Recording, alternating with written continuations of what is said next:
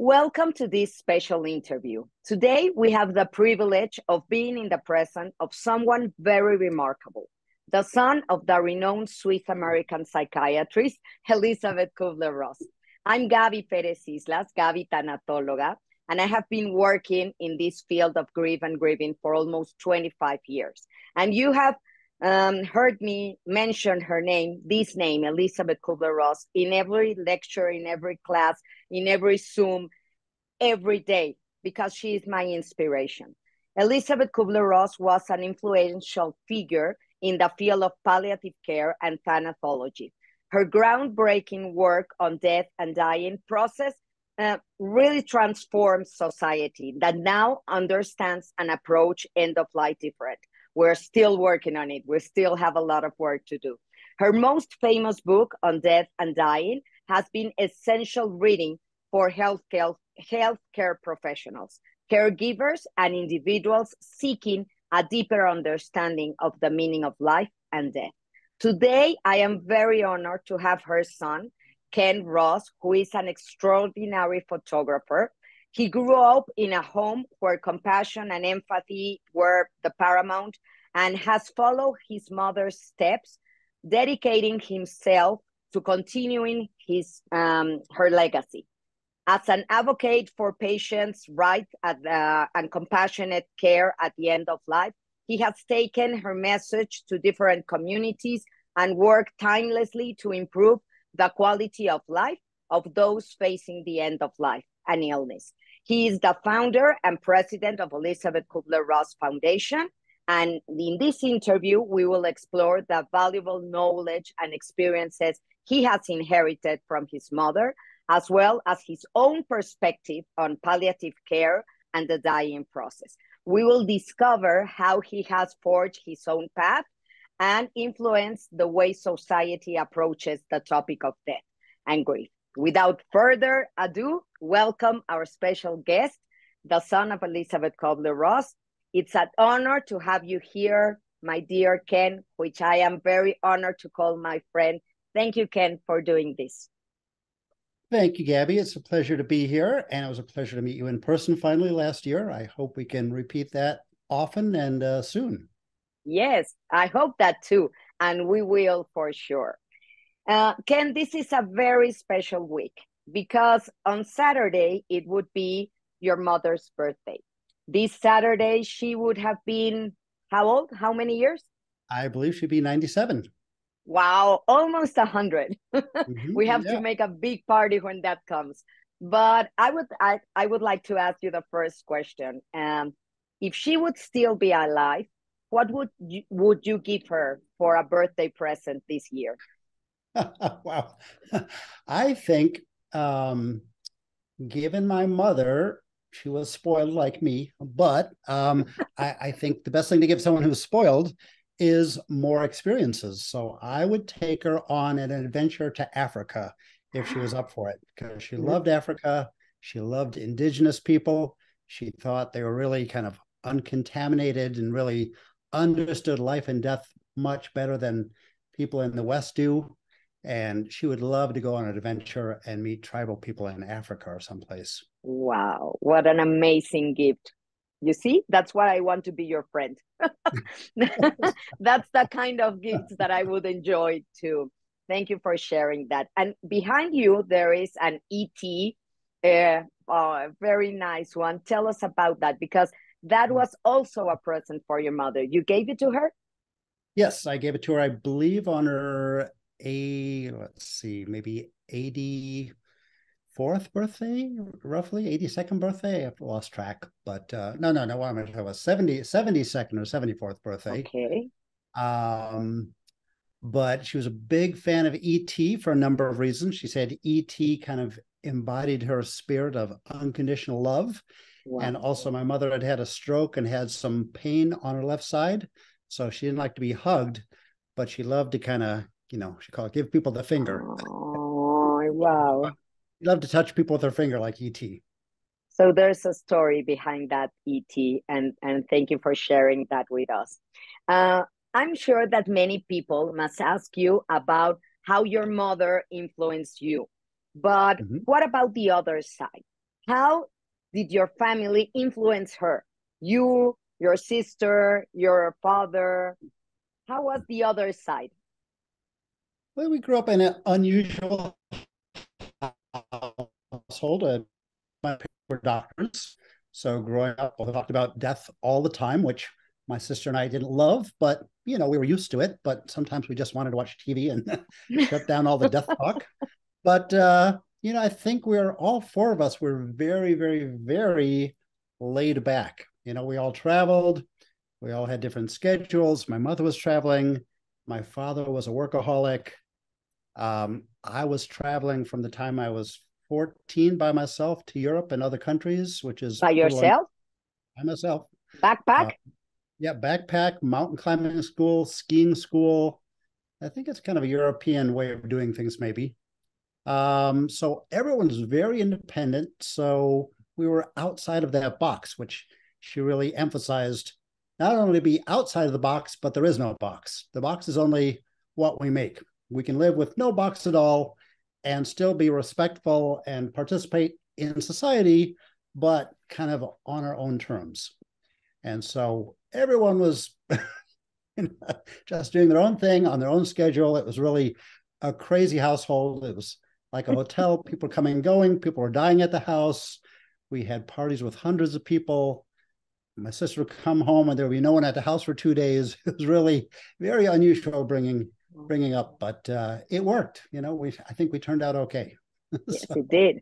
Of course it did. And were you sometimes jealous about all the energy and the time your mother dedicated to her work? No, I was a very quiet, shy child, and so I was very happy being by myself. So I think maybe just by luck or divine intervention, whatever you want to call it, it worked. I think it wouldn't work for everybody. But in my household, just everyone did their thing. We respected each other, but we all did our thing, and somehow we all worked together. And I got to travel with my mother too, of course. So by the time I was in college, I had been to 19 countries with her. Wow. So a lot of amazing experiences all around the planet. And that's why I ended up becoming a travel photographer, because I wanted to just see the world and see as much as I could before I departed. Have you ever thought of writing a book about all those experiences in your travels with her? I think my mother's the writer. I am the photographer. So I'd be happy to do a photography book, but writing, I just don't really process in words. I process more in images and feelings, but not so much words. So I would need a lot of help with that. Okay. I can help you. Okay. I can help you for sure. What were some contact points between the public person your mother was and the private mother, wife, friend? I think it's kind of common, but from sometimes I get to meet famous people when I'm doing my photography, get to have conversations, and it seems like there's a lot of famous people who are actually shy. And my mother was actually shy and sometimes very quiet, even though she lectured, for 5,000 and 10,000 people a week, she was still rather shy and quiet, which is kind of a strange contrast. And even with me, I'm very happy being quiet, and yet I have to go make presentations around the world. And so there's a strange dichotomy where you're up here and then you're by yourself, and then you're up here and then you're by yourself. I guess it's like what musicians do when they're on stage and then they do nothing for 22 hours a day. So it's like my mom was, at the hotel knitting by herself, and then all of a sudden she's speaking to a few thousand people and she's mobbed. And then the next day, Kenneth, let's go shopping. And, she's just a normal mom. A normal So there's mom. this, very high dichotomy between the public self and Kenneth, let's make candles. Let's go strawberry picking, apple picking. So she was very handy. She's She very liked much to like do things with her hands. Yeah, she was a Swiss country woman, right? So a Swiss country doctor, Swiss country woman. She loved to go work in the garden. She loved to knit, make candles, just do kind of as if she were a country person. Okay. So very simple, very, she was uncomplicated, but she had a very complicated life. And I can't feel like that's me. I'm a simple guy, but I have a very complicated life. So I don't know, it somehow fits together somehow. Yes. And I have another question about living in the United States. Do you think that your life or her life would have been very different if you stayed in Europe? Yes, because in that field of, end of life, I think she could not have accomplished what she did at that time of development in culture in Switzerland and Europe. I think America, it was the 60s, it was the rights movement time. Mm-hmm. So, the rights movement for gays or African Americans or any, suppressed group of people. And same thing, it was the time for the rights of the dying. So there was these rights movements going along, and it was just part of that conversation in the 60s when everything was being turned upside down and up on its head. And she was a part of that movement for end of life. Okay. Your mother was hippie sometime? Oh yeah, she wore Yeah. her Birkenstocks. Yeah, she wore her Birkenstock Love and sandals. peace. All of her Yeah. is love and peace. She wore her hippie clothes, and she had like pendants from India, and she was definitely a hippie. Oh, wow. A very loved one for sure. So the United States impact her work for Very sure. much. Yeah, very much. Okay. And how do you think your life would have been different if you have lived in Europe and not in the United States? Well, yeah, certainly in the 70s, Switzerland was much more conservative. So Mhm. there was a rights movement going on even in Switzerland, but it came like, I think, maybe 5 or 10 years behind the United States. So I think she came along just at the right time, at the right place. I think she would not have been able to get nearly as far as she did. And same thing with me. I would have maybe not grown to just embrace the entire planet like I have. I've traveled now to 108 countries. I'm going to 2 more next month. Wow. Wow. And, How many are there left? I think there's 197 roughly. So I've been to like 55% so far. Wow. So it's a good beginning. A very good one. A very Yeah, good. just Do help you me have a favorite one? Do you have a no. favorite country? I, No. I find, given my mother's work and both my parents working with the dying, I just feel like every day is interesting. Every place I go is interesting. All the people I meet are interesting. All the cultures. I just love diversity. I love being out there and just experiencing things. So I don't really have a favorite at all. Like there's some places I go back over and over, like Japan. I've been 16 times. Wow. Australia, I've been 14 times. But I love almost every place I love and find fascinating. Okay. And I think that your mother would be very proud to say, he got it. He got it that we have to live. We have to enjoy life before it ends. That's it. Exactly. Because you were always listening about death, death, death. Did it ever got you like you were depressed or you have like an existential crisis because you think life is going to end? Well, I think my sister and I were a little bit neurotic. Like, every time I had a little bump on our arm, we're like, oh my God, we're dying of something. But Is this cancer? yeah, exactly. But I think we got past it pretty quickly. But I think for a while it was a little over the top, but that's okay. I think we adjusted just fine. And we both, embrace life and have had a good path through the life. Yes. Sometimes what our parents give to us or leave us, it's beautiful things. They leave us something or not too much. But your mother, Harriet, gave you a whole legacy. How do you deal with it? Some days it's crushing. So, there's just so much going on all Of around the course. world. She's got 24 books in 44 languages. So I have to deal with all the publishing, the intellectual property, the copyrights, the trademarks, our board of directors, our 15 international chapters, the permissions, 10,000 emails. It just never stops. And I'm traveling. I've flown, I think, over 30 times already this year. and I'm going to be taking 18 flights in the next month. Wow. So there's a lot of things that are being juggled, but my mother was a master of overdoing things. So, I learned from the best. So I think I can handle it, but some days it's definitely kind of crushing. Of course. But I travel, I play the drums. My You cats are good do? therapy. Yeah, I've been in 3 bands. Wow, that's something new for me. I didn't know you do that. Yeah, play the drums. It's my therapist. Is my drum set.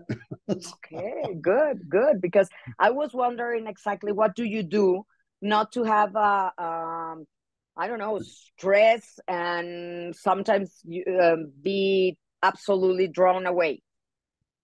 Yeah, all these books behind me are photography books. So I just am Okay. crazy about photography, and all the books on the side of the wall here. Okay. And you can't see it, but all my walls are just covered in But none of photography. them are yours. I On cannot find yeah, one of your books.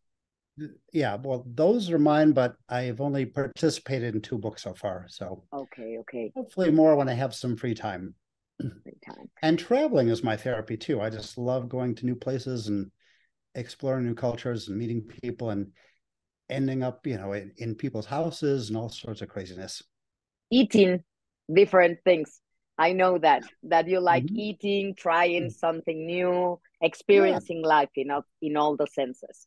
exactly. So Yeah. just take chances and don't live your life fear-based. Like, always expand your horizons and new experiences, new friends, new people, and take chances. And that's what you have chosen to do. But there are other things in life that you cannot choose. Would you Right. change something about your history? What would you change if you had the power to do that? Mm, I can't think of anything. I've No? enjoyed the ride, and I think, if you're living right, if you're living the right way, then even the mistakes you've made have taught you lessons that have brought you here. So mistakes are actually Wow. kind of good. I mean, up to a certain point, but without the mistakes, you wouldn't be the person you are, and hopefully you learn from them, and it improves your life. So Wow. uh, I don't want to get rid of the mistakes because I might not have been, you know, chosen the right path without the mistakes. Oh, thank you for saying that. Tweet material. Mhm. You have wonderful phrases and wonderful concepts, of course, of everything that you have learned from her, from your father, of course, but your own way of seeing life. Which one is your favorite book from all those 24 books of your mother? Which one is your favorite and why? Hard to say. I love her autobiography, of course, because um, part of it's my story, but part of it's, a story that I've heard about, but it's so unbelievably crazy. It's hard to imagine that was my mother. Like, it almost seems like Yes, a movie character. Like, it's not of possible course. how crazy her life was. But so sometimes I just go back and reread her autobiography and one of her biographies. I believe there's 13 books on my mother right now. My favorite one is Quest, which we're about to re-release as an ebook. Okay. It has a lot of great detail that her autobiography does not have. But other than that, I would say The Tunnel and the Light is a lot of amazing stories, Wonderful. near-death experiences, NDEs. And also that one was taken from her speeches.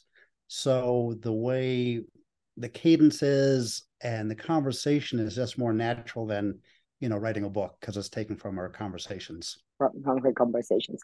I have seen, I think, every conversation that you have on YouTube that the foundation, Elisabeth Kübler-Ross Foundation, has released with very good sound and everything. And I noticed one thing: your mother loved making laugh, that the audience laugh. She loved Oh, yeah. that. She had she made a face that said, "Yes, they're laughing." No, because I think the Exactly. subject was so serious. She didn't want to make them unhappy, but to be happy, to take conscience about that. Is that true? Did she like to make people laugh? Oh, yeah, yeah. I mean, both my parents, dealt with death and both had great senses of humor. And, I think for a lot of people, the closer we are to death and we can accept it and digest it, then we learn how precious life is and how beautiful every moment is. And so, it just made her laugh. And just wanted to enjoy everything and be not only the death and dying lady, but the life and living lady. And I think that came out Exactly. in presentations. Exactly. I love that the way you put it. And your parents were always together. They never separate. No, they did divorce in the Oh, they 70s, did. 1970s. My father was more of a traditional, family guy. My mom was her hippie traveling self, so he got frustrated. But they became friends again pretty quickly, and were friends until the end. She Okay. saw him, I think, within like 3 or 4 days of his death, actually, out here in Arizona. She came by to Oh, visit. oh. Mhm. Well, it's another trouble for your mother, no? Marriage, divorce. She lived it all. Do you think there was something that she wanted to do but she couldn't?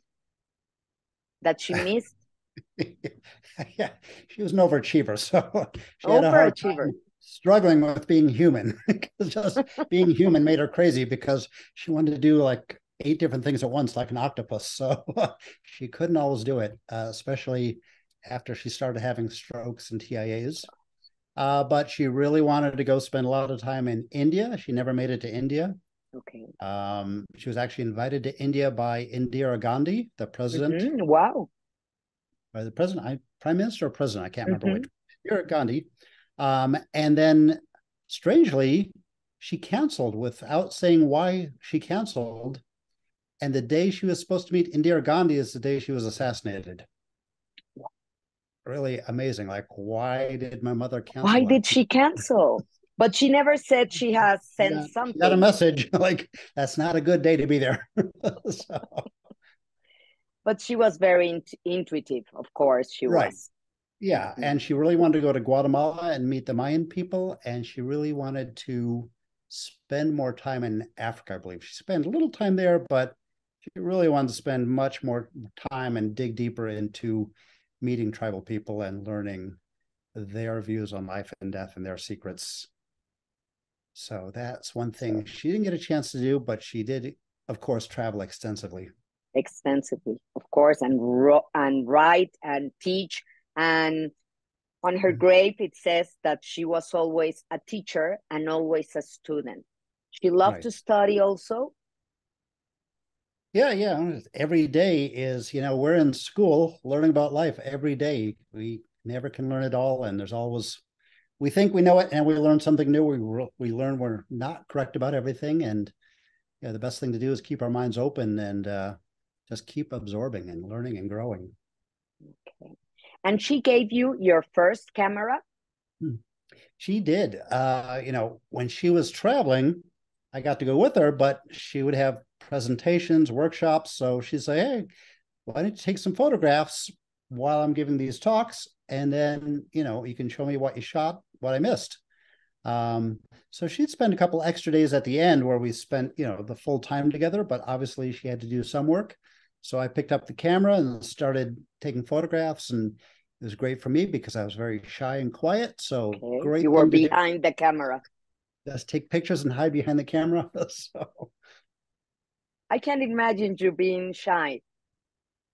well, I had to start somewhere. So that's why I started. And what happened with when your mother saw your first picture? She said, wow, he has Yeah, talent here. yeah, she loved it. She thought, wow, you really have a gift for it. And she Okay. really loved photography. And all my friends love photography. So I was surrounded by people who are really into photography. So that kind of inspired me as well. But what does the photography gives you? What do you find in taking pictures that makes you have this addiction, healthy addiction to traveling and taking pictures? Well, I think it's kind of a two-way street here. Like I'm absorbing all these images and these feelings and experiences of traveling around the earth, but I'm also getting a chance to share with other people. Hey, look, you hear the Middle East is so unsafe, but it's every time I go, I have a great time. The people are very generous, very kind to me, and I end up in people's houses and being invited back and making friends all around the planet. And these places that you hear are unsafe, but every time I go, I have a great time, and I've virtually never had a problem going through 108 countries. So for me, it's an expression of my love of life. I mean, I think you see it in these photographs, which maybe you can see back here. Yes. Oh, They're wow. they're full of color and they're a little surreal and they're very graphic. And that's kind of how I feel about life. Life is just very colorful and rich and a little surreal. And I embrace that. And I just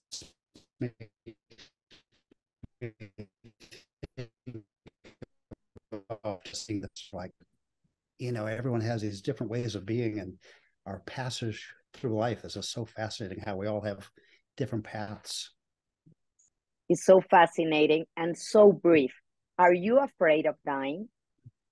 No, I am only afraid of things I can control, and I can't control death. So I am only afraid of not living fully, because that I can control. I mean, to some degree. So I only fear what I control, and I control my life to some degree, but death is out of my hands. So That is an advice your mother gave you?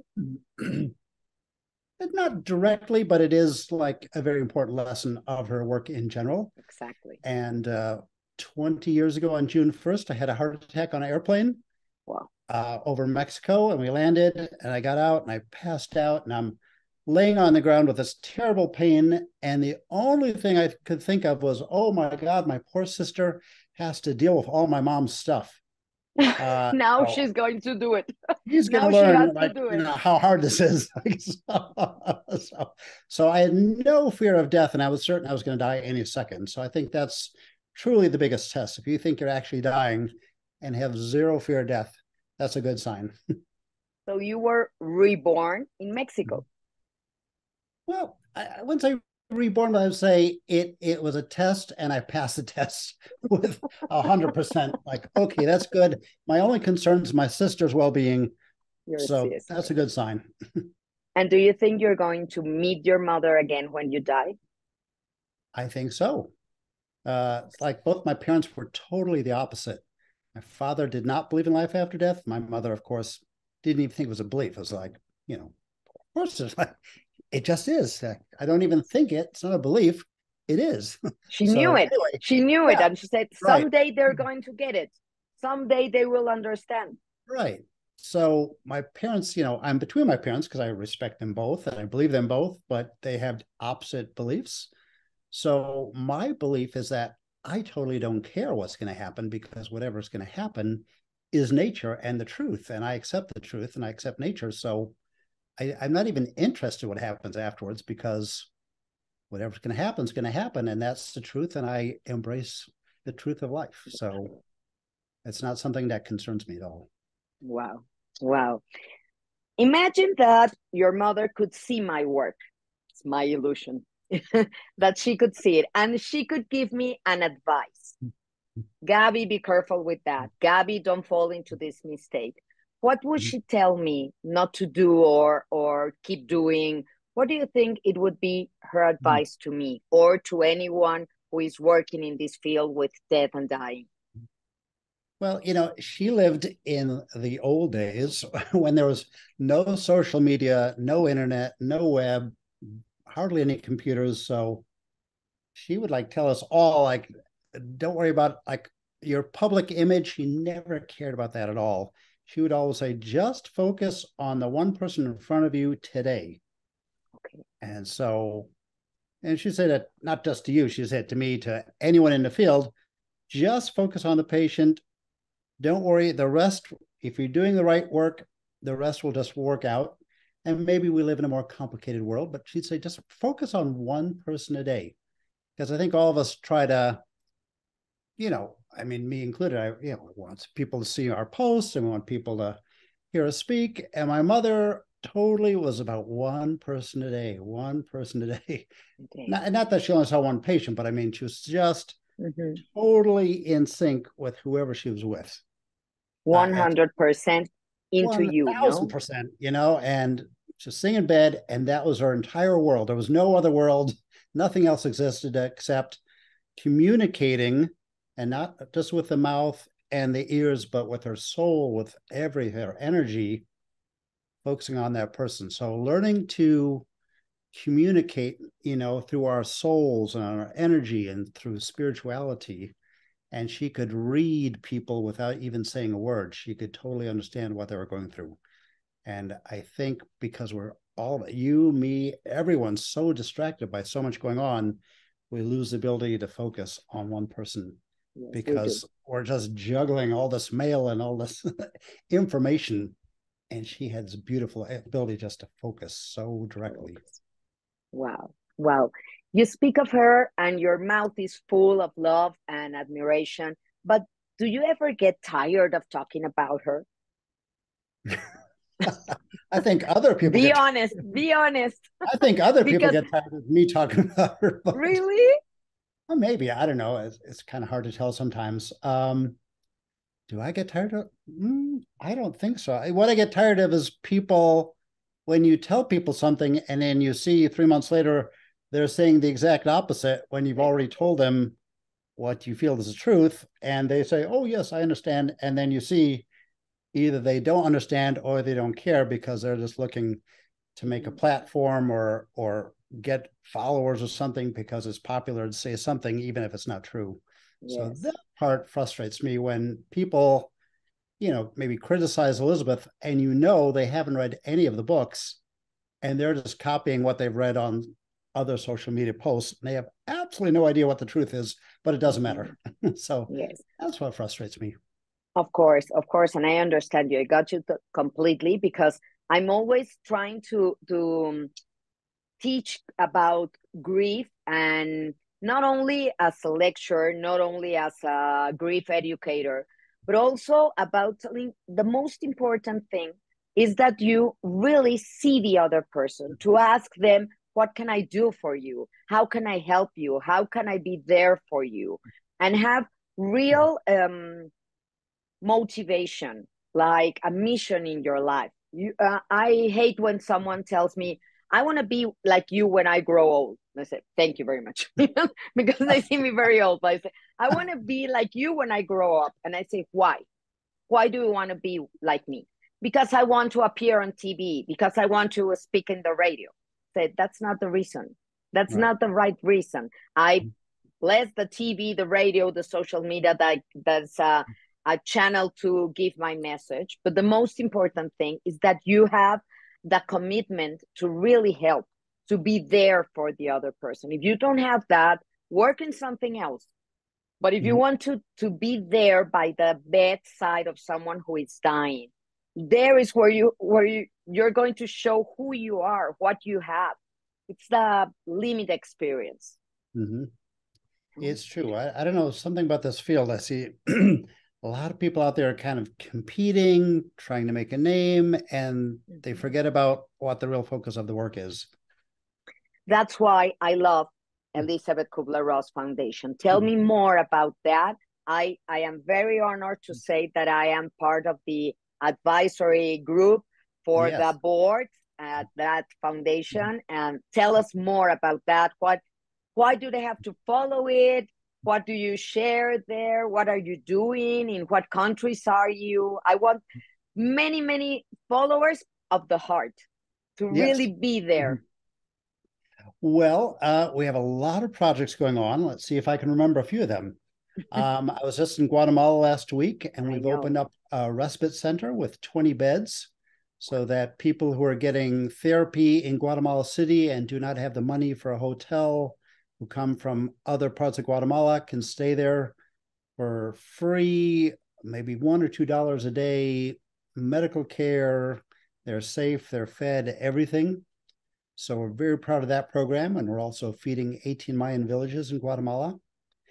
And then let's see, in Mexico, through Wilca in San Miguel, we're doing the Green Burial Movement. We have a death doula program in Spanish. In Ecuador, we put together a conference of 13 different groups from, I believe, 8 countries, so that all the death doulas can work together instead of competing with each other. They can move together with the same unifying set of parameters, guidelines to help each other grow, not all compete and scramble for business. In Argentina, Uruguay, and Chile, We have another death doula program coming up. We have a hospice training program for hospice volunteers. In Chile, they began the very first pediatric hospice in the country. They initiated that. Wow. In Japan, we're doing my mom's life, death, and transition workshops. Okay. They're about to do their 50th workshop. In Japan? In Japan, in Tokyo. It's really incredible. Wow. In Singapore, we have a fellowship program. We're training medical personnel in 7 different countries, including Nepal, India, the Philippines, Borneo, where else? We have a couple fellows in East Timor. It's one of the newest countries in the world. I'm going to be going there in about a month, and we're going to try to start the first hospice in the country. So we're excited about that. And you said that your mother was an overachiever. What about you? We just did what about you? Yeah, we did a 2-day conference in Pokhara, Nepal for palliative care training. We are trying to build a compassionate community program with St. Luke's Hospital in Singapore. What else? In France, we have a wonderful group that has 7 different locations, and they're doing a number of conferences. They're doing death cafes, definitely changing the conversation in France. Changing the conversation. We're opening up groups in Colombia and Ecuador. We're looking into Spain. We're working on a feature movie on Elizabeth. We just did a documentary in Ireland about our work there. Wow. So you get the idea. Yes. So how can they reach you? Where do they have to look? How can they, if they want to follow you, if they want to follow the foundation? You can just find me at your nearest airport, usually. Accumulating miles. Yes, exactly. Well, you can come to Instagram, of course. We have, I think, 8 different Instagram pages in English and Spanish. So Elisabeth Kübler-Ross Foundation or Kübler-Ross Español. We have our groups in Argentina and Peru and where else? Mexico, Guatemala, all have Instagram pages. We have a YouTube channel, which is in 3 languages, the Elisabeth Kübler-Ross Foundation YouTube channel. And we have about 100 videos there. We have TikTok. We have LinkedIn. Wow. We have websites in 6 languages. So you should be able to find us.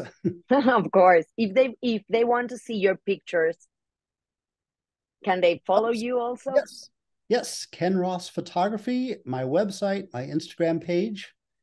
You're welcome to write me, call me, try to find me wherever I'm hopping around the planet. And well, you're going to be surprised because your work is extraordinary. I love your pictures. I love to travel with you. Watching your pictures. It is great. It is great. I have one last question, and it is that I know your mother loved dogs. She had Saint Bernard as I do, as I have one. Making noises here beside me. Sorry about that. But you know how they are. But you're more like a cat person, or do you also like dogs? Because I saw one cat moving around and I hear toys over there, and there's one right there. And there's one right here on the side of the camera. And I've got 2 more downstairs. Why cats? Why cats? That's a mystery. I like cats because I travel a lot and they don't seem to mind that I travel, whereas a dog would not put up with that and they have to be walked. The cats are self-sufficient. Maybe like me, they're a little bit more self-sufficient. So they're very affectionate, but they give me space. They don't bark while I'm on the Zoom. It just kind of fits into my lifestyle, I guess. And there's, people think cats are aloof, but my cats I've brought up to be very, very loving and very affectionate. So they're frequently at my keyboard, on my lap, on the back of my chair, under my arm, but they still give me space. It's just the right balance of yin and yang. They are easier than a wife? Easier than a wife? I don't know. They're different than a wife. Maybe because you have so much love around you. You don't need a wife. I have to take on a trip. A cat, I do not. Of course. Ken, thank you so much. Thank you so much for sharing all this. I would love to hear, to close this Zoom, one anecdote, one story that maybe, is there one that you haven't shared with anyone? Am I so, I don't know, that I wanted just for myself and my people? Is there a story that we don't know about her? For someone that has read all her books, that's me, and that I consider myself her biggest fan, and that I work every day to make her legacy. And I'm going to celebrate this Saturday, July 8th, because that day a great woman was born. Of course, she was far more beyond her time, and she was great, and she is great in her job. So do you have something to share? What I'm trying to think what hasn't been published. Yeah, I just say, you know, it's just funny to see her, because sometimes she was such a simple woman. You'd like give her something and she's like, you know, like a cell phone, or when computers came out, she had no idea. She like was so like innocent in some ways, and yet so wise. There's this always a strange dichotomy. Did I tell you the story about the patient who had cancer of the jaw? No. Mouth wired shut? No. Tell me about that. That's one of my favorite stories. I heard this after she died. I heard this from a priest who's unfortunately now died as well. But he said, your mother and I, back in the 1960s, walked into the room of a patient at the University of Chicago, and the mouth was wired shut, and she couldn't speak because of her cancer in her throat and the back of her mouth. And so she said, your mother sat down, and even though the woman couldn't say a single word, your mother had a whole conversation with her. Your mother would talk, this woman would just grunt, not an understandable word, grunt, and your mother would answer in complete sentences. And it went back and forth for 5 minutes. And at the end of this sort of conversation, he said, your mother turned to me and said, get this woman an apple, and walked out of the room. And so he said, well, this seemed very cruel to get a woman whose mouth is wired shut an apple, but your mother was very famous, very intelligent. So went down to the cafeteria. I got the woman an apple, and she started crying.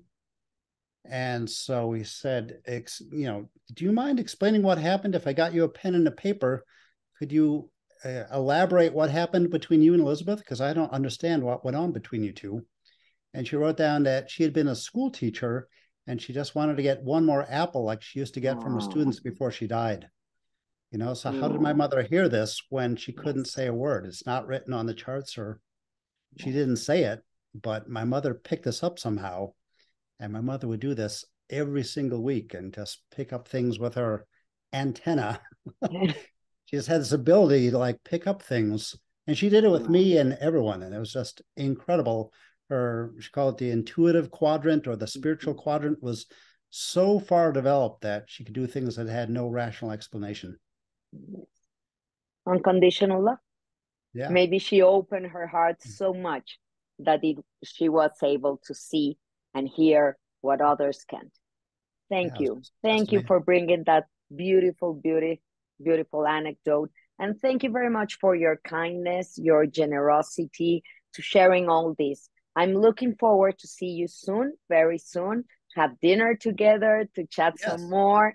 And you're always welcome here in Mexico. Whenever you come, you have a very big fan and friend here. Thank you, Gabby. It's been a pleasure visiting with you for a few minutes here, and hopefully we'll get to visit in person, like you said. Yes, please do it soon. Okay. I will be there soon too. So see you, and thank you very much. And thank you everyone for watching us today. A very special day. I apologize for any mistakes in my English, but especially because I'm nervous, I'm excited, and so happy to be here with you today, Ken, with E.T. at the back, and with your mother in my heart. Thank you. Mother's birthday day right there. Yes, reminding us that. And in my heart, there will always be a party on July 8th. Great. Thank you so much, Gabby. Appreciate it. See you soon. Everybody. Thank you, everyone. Bye.